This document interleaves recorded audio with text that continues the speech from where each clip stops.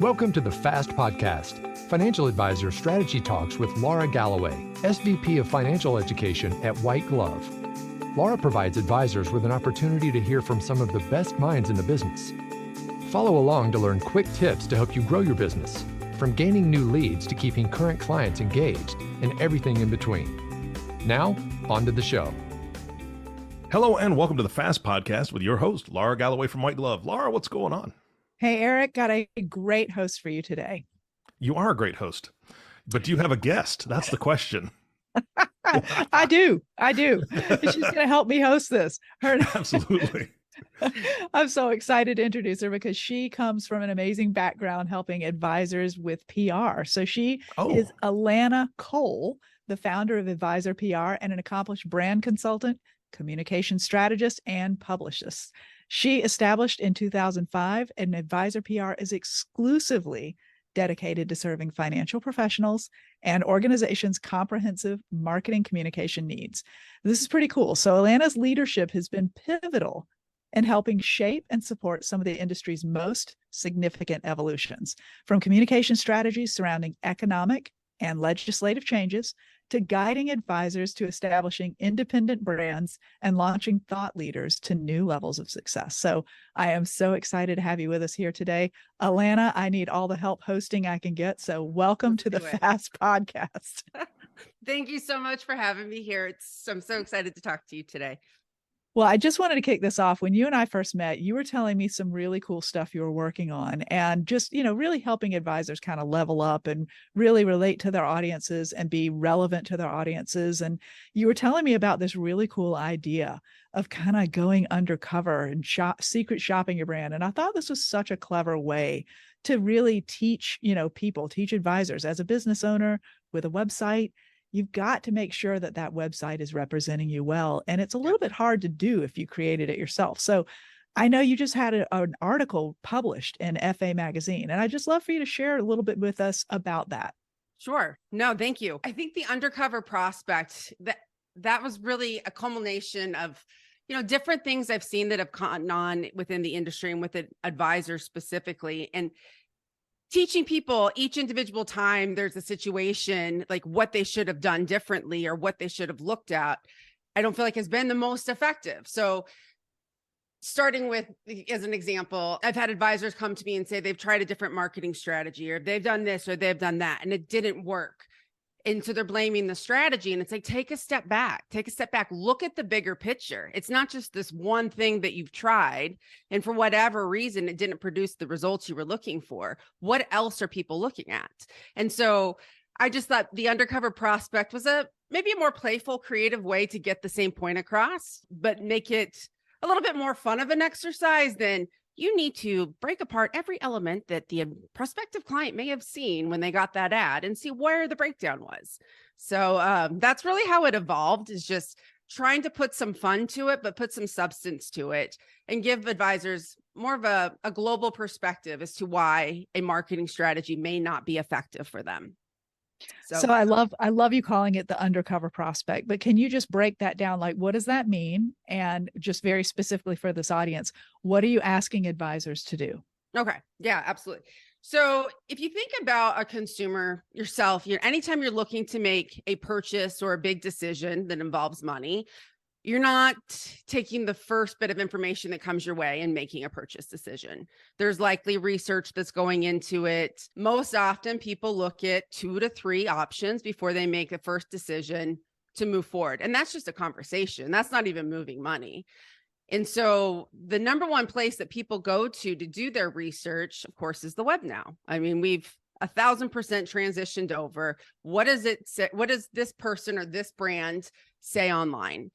And so all the marketing that you could do, if you don't know what else shows up when somebody's doing that search, doing that background information or seeking that background information about you, you're always going to be at a disadvantage. And the funny thing is that advisors don't even know what they don't know. They don't even know that they have a prospective client that's out there making a purchase decision or looking for somebody to help them, right? They have no idea. Somebody is sitting here in front of their computer thinking, okay, now it's the time that I talk to somebody about a situation that's going on in my life. And they're starting the search. You came up advisor, but they completely bypassed you for one reason or the other, right? If you don't know what that reason is, you can't get ahead of it. So that's so smart, because you know, basically what we're doing is we're vetting people online, right? Like, you're taking a first pass. I need help in such and such, and I'm going to go look at whatever Google tells me to look at, right? Google is my provider. Yeah. Mm-hmm. And when I look at these different people, I'm kind of vetting them. Do I like this? Do I like that? Does this resonate? Does that resonate? And so I love what you're saying. Like, you're actually asking the advisor to kind of put on the hat of the prospect, right? To pretend they're their own prospect. Walk in somebody else's shoes. Exactly. Yeah. So yeah. Yeah. And there's a couple steps to it. You know, if I was to teach an advisor on how to do this, I think the most important thing is just get true to yourself. Like, what do you want your brand to represent? And big hurdle, I guess, PSA, newsflash, an advisor themselves, their name are not the brand, right? Like, a person is buying into an experience. They're looking for more than an individual. They're looking for a company. They're looking for a solution, right? So they're going to be looking at this full component, not just the individual advisor. They're one piece of the brand. And so as a first step, I would just ask an advisor, a business owner, whether you have a book of business or you're running your own firm, take a step back and what do you want your brand to represent? So there's 3 components to a brand. And I know you know all this, but I'll share it for your audience. There's your visual identity, you know, so this is how you look, your logo, your tagline, your contact information, your URL. Are you using a Gmail? Or are you using your own company name as a .com? And these are all the kind of the quick level visual components. The second is your values. Like, what do you stand for? Who do you work with? What do you do? How do people work with you? Why should they work with you? What are these values, right? And then the third is the experience. So if this was a person, I would call it, you know, what they look like, what they stand for, and how they act. Do you want to be around this person? How do they put themselves out there? And so oftentimes that is reviewed by the types of material that you can put out. Are you conversational? Are you educational? Are you very high end? Are you more approachable? Like, these are just different styles of the ways that you communicate online. So just take a step back and put your wish list together. If you're ahead of the game, you have a brand identity guideline put together. You know what your brand's supposed to look like. A lot of people that do like the EOS is an example, or strategic coach, they're very clear on their message. This is their unique ability. This is their strengths. This is what their brand should say. And if you are active with putting out content, you likely have an editorial calendar or a social media plan, you know, something like that. So these 3 components could even give you the guidelines that you need. So that would be a first step. Just have a little self-talk. What do you want it to say? So if you don't know what you're expecting, you can't make a clear evaluation once you get to that point. You're saying you better have a clear idea of what you're looking for before you go looking. What you want to see. What you want to see. Yes. Yeah. Because how are you going to score yourself? Right. Like, exactly. Oh, I know, I think my website's great. I think everything I've got out there is fantastic. Yeah. Well, you don't have anything to judge it against. Exactly. Right. And we're looking for consistency, right? We want it to be reflective of you, of the experience that you're creating, what you want your clients to know about you. And we want it to, then again, exactly like you said, be consistent. We want, when they go out there and they're doing that search, they know what they're judging it against, if you will. Now, I'm curious, Alana, because certainly when I'm vetting someone, and let's say I'm vetting, I'm looking for a financial advisor, and maybe some websites come up, but some financial advisors are also very active on social, right? They may have a LinkedIn page, they may have a blog, they may have a podcast or a radio show or something come up that I might also catch. So when you're telling people to do, the undercover prospect, are you telling them to look beyond the website and into these other areas as well? Yes. So that's step 2. What I would say, there's so many different forms of media that are available now online. And there's a lot of different things that we're going to evaluate, because you're a prospect, you're getting ready to go buy something, a big purchase. Are you just looking at what the website has to say? Because of course they're going to tell you the best part of themselves. Are you going to go and look and see how they're communicating on social, or what's been said about them by third parties? I mean, there's a lot of different pieces that you would want to consider when you're doing this evaluation. But that's getting a little bit ahead of the steps. So like the second thing I would tell a client to do, or an advisor to do, is get clear on your competitors. Like, who are you losing business to? Who have you taken business from, right? I think it's safe to assume that Ford knows what Chevy's putting out there, right? Or Pepsi and Coke. You have to have an idea of what your competitor has to offer. And if you, again, we're going back as an undercover prospect and you're looking at these things with nothing else but what's available online, how do they all compare with each other? So the second step I would say in this process is for you to identify who they are and make sure they're real competitors. You know, a lot of advisors, and I appreciate this, is we can get there, but they think they don't have competitors because they do it better than anybody else, or, you know, their customer service is greater, their process is better. Nobody knows that yet. You haven't met them, right? Right. Yeah. No idea. They've just found you on Google. So apples to apples, if somebody has a problem or a need, you know, I need to roll over my 401k into an IRA and I need to do A, B, and C with it. They're just looking at the problems that are solved by service providers. So just identify 2, 3. They can be in the geographic area if you work locally. They can be within the industry if you specialize in a certain profession. You know, just take a look, right? Once you've identified them, then you would start the search. Go look and see what you're being judged against. Know who you want to be. Now go look and see who your competitors are and get it. I think that gives you more of a full picture before you dig in on your own brand.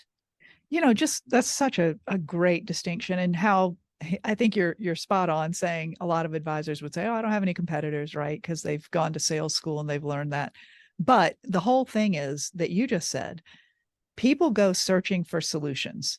Financial advisors have solutions for certain people for certain problems.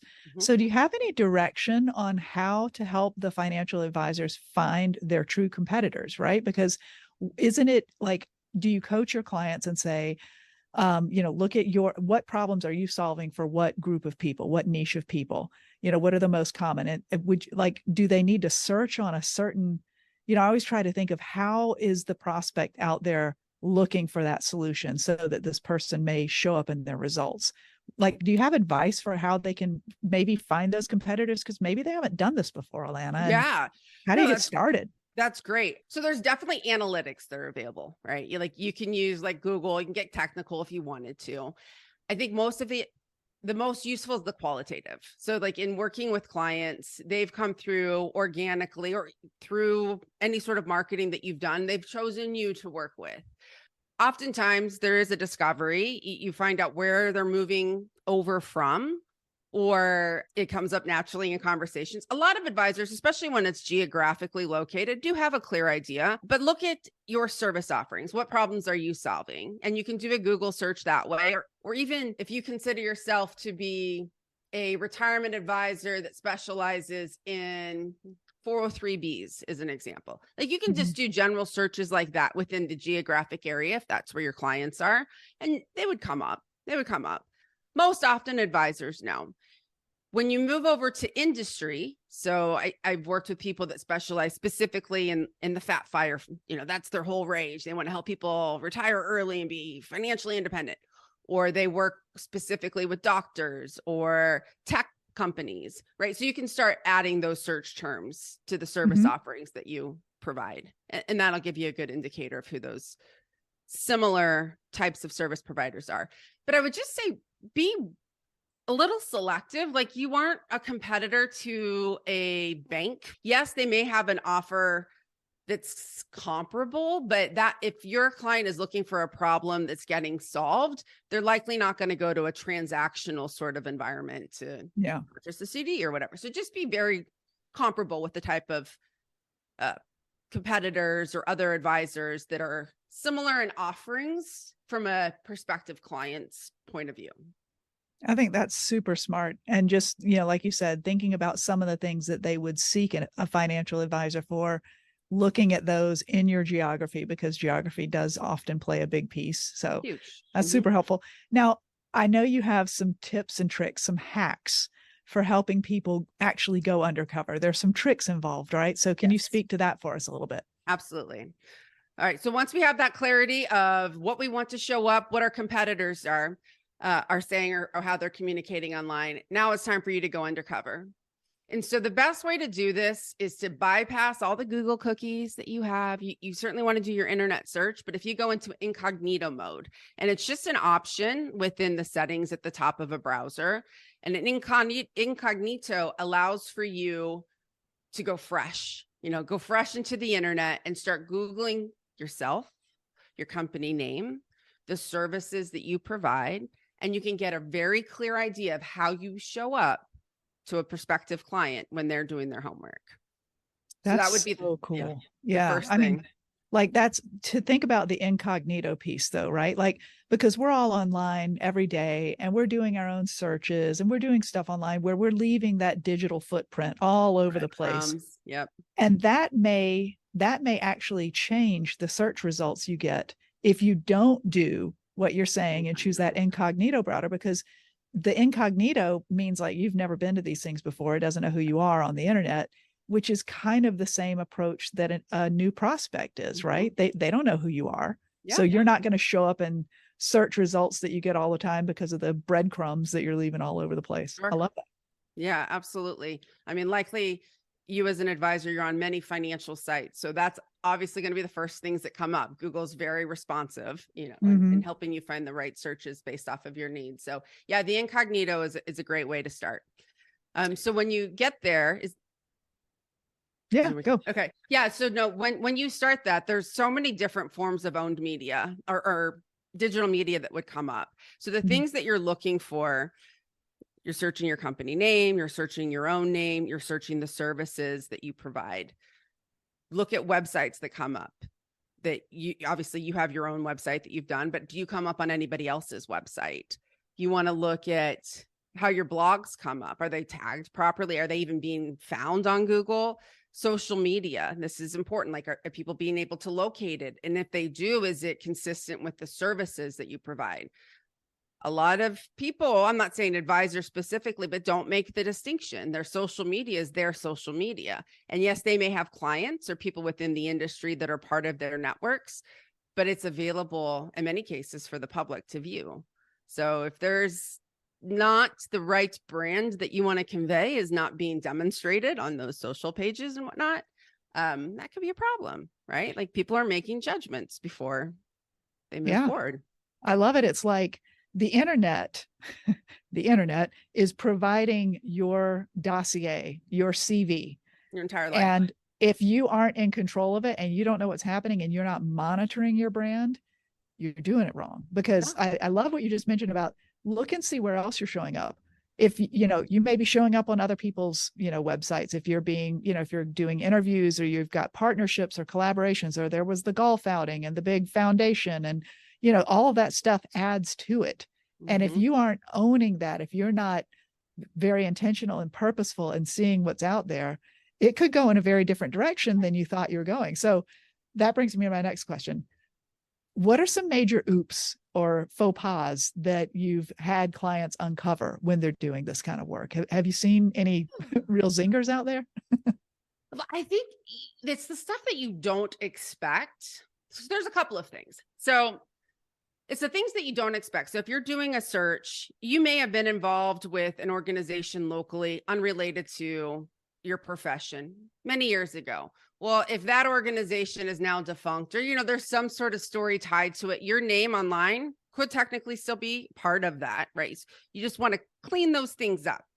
Any tags that have been done of you individually or your business that are not relevant or not consistent with the brand that you want to convey online, those are the kinds of things. If you don't do this search, you don't know they're there. So that's one. The second I see is a lot of these advisors have been in business for a long time. And, over the years, they've incorporated different ideas, different messages. They participated in this online review platform or this listing or whatnot. And they don't take the time to bring it all together and look at it holistically. So from a marketing material standpoint, broker dealers might be giving you information about portfolios or whatever it is, right, for you to be representing to your clients. Or an IMO may be giving you information about annuities, but you're putting yourself out there as this holistic, fiduciary, planning oriented advisor, and materials are out there promoting different products that you sell. So just make sure that your listings match your goals, in terms of your brand, right? So there's some inconsistency there. Gaps. I think gaps is probably the biggest one. Again, if I'm getting invited to a workshop and I do a search and I just see this static website and a couple of unrelated things on the internet that have nothing to do with you as an advisor, to me, that lacks credibility. Like, why aren't you participating in earned media? Or why aren't you, out there on Google My Business? Like, are you a fly by night kind of person? Do I need to be concerned? Like, should I not move forward? So you're essentially creating objections before you even know you're being considered, right? So just needing that well-rounded story. There's the owned media now, there's the earned media, there's the paid media, other types, all of that is part of this equation. So wanting to make sure it's all lined up, it's all telling the same story, and it's telling the right story, and using all the tools that are available. Yeah.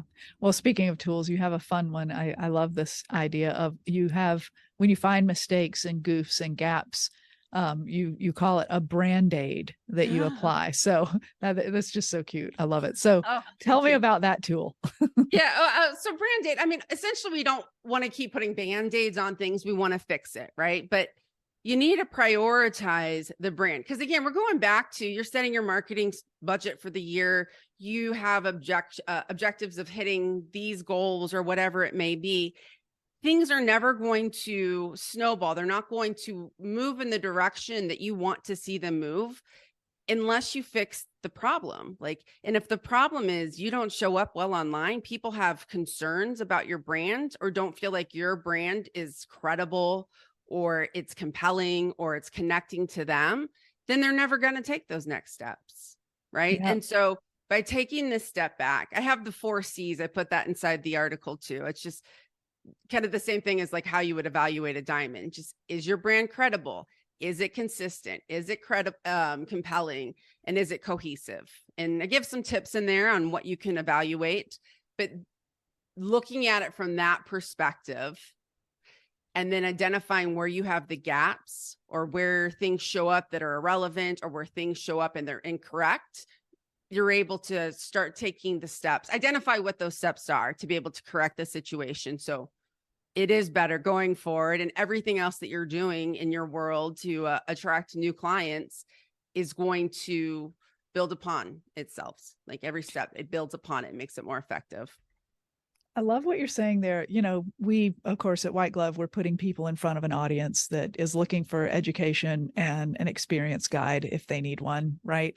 Sure. And so after they come out of the workshop, our workshops, we don't advertise who the presenter is. We just advertise an educator on the topic of, taxes and retirement or estate planning or whatever is going to do this program for you, going to be your presenter.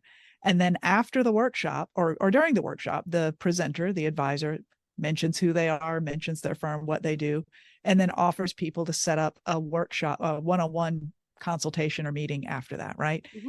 And if I'm in a workshop and I'm listening to someone present and I'm starting to think, okay, this person seems, relevant, relatable, a good advisor, seems kind of warm and friendly, seems to know his stuff. Okay, that's cool.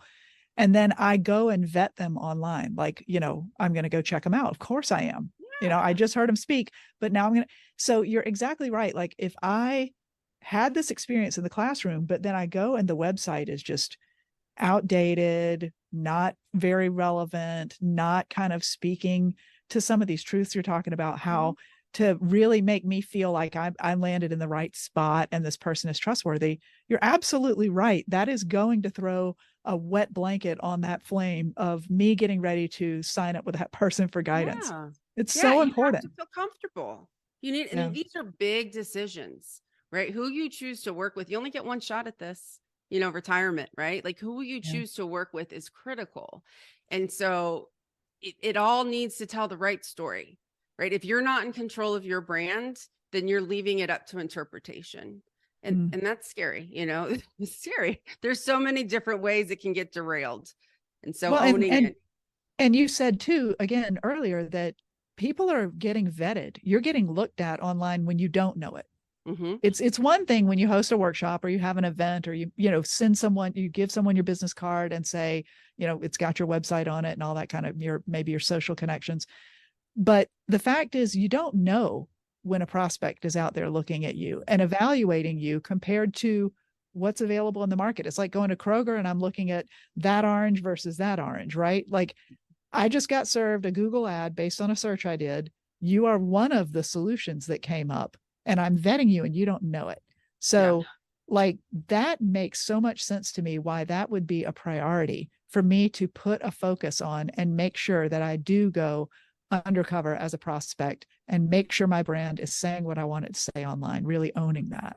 Yeah, absolutely. You want your brand to work like a magnet. You want it to attract the right people and you want it to repel the wrong people. You don't want it to work the opposite. You don't want to repel the right people. And oftentimes you have control of this. You have the control to make sure that it's connecting with your ideal audience. You just got to take a moment, right?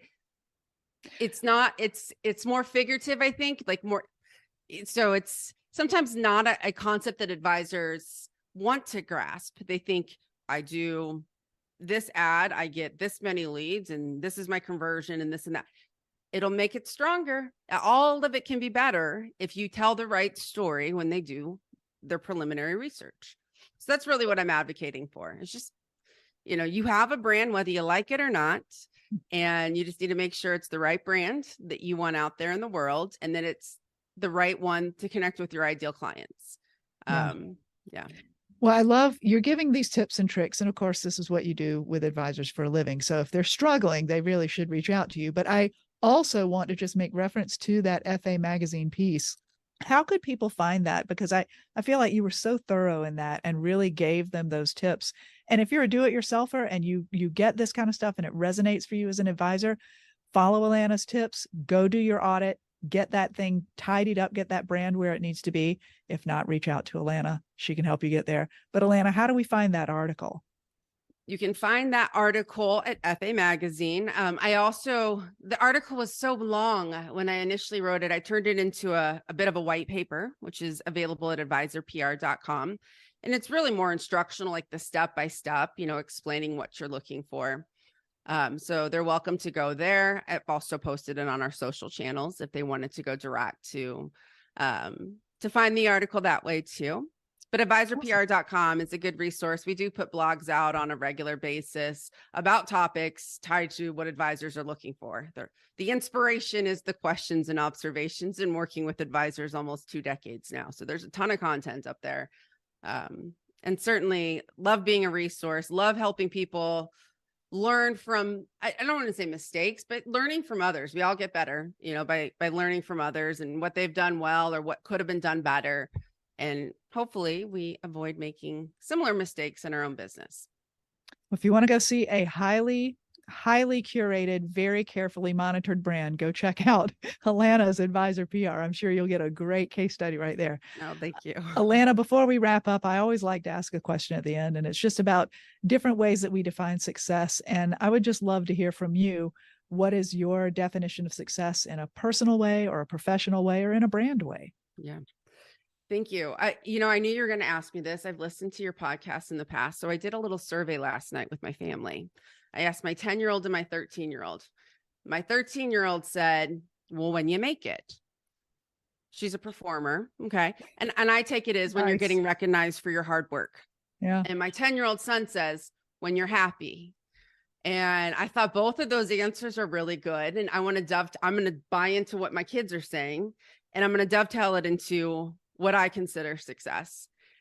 And for me, it's making an impact. Like I want to make sure that anywhere I go, and the world could be better for it, right? And so just knowing that contribution is creating value for my clients, which are the advisors, but then in turn, it's helping them create value for their clients, and if you just think about kind of that butterfly effect of how putting good information out there, being that conduit for an advisor to work with the media, to share some insight, like all of that is really improving, us as a society and whatnot. So to me, that's success. I enjoy what I do and I get to help people while I do it.